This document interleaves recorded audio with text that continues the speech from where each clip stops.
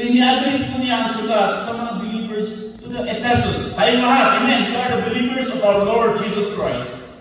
Ang sabi po niya sa verses sa greetings po niya, grace to you and peace from God, our Father and the Lord Jesus Christ.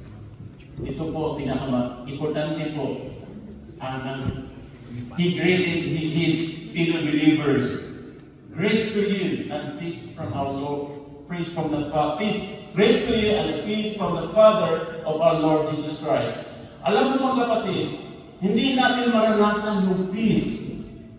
Hindi natin maranasan yung peace ng Panginoon if you don't understand the grace of God. Amen. Amen. Una palagi po sa sulat ni Paul, all letters on epistles, palagi nagsabi si Paul, grace and peace. Una po ang grace. Amen po. You will understand the peace of God if you understand the grace of God. Ang sabi po dito, blessed be the God, the Father of our Lord Jesus Christ, who blessed us with spiritual blessings.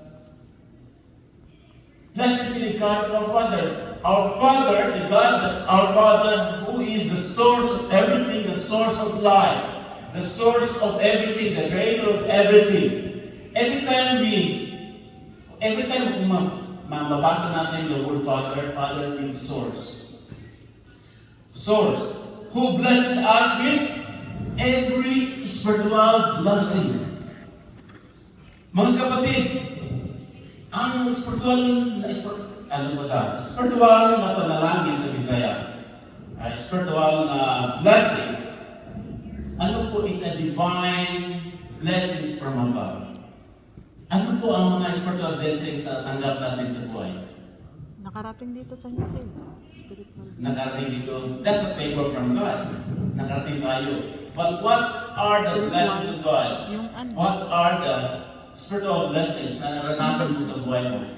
Number one is, nakilala mo siya, salvation. Salvation is one of the spiritual blessings from God.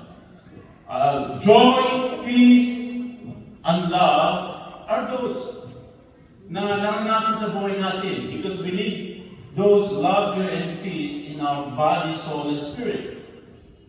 And we can, malalaman po natin ang spiritual blessing as we read through the book of Ephesians. Malalaman po natin spiritual wisdom. That's a spiritual blessing from God.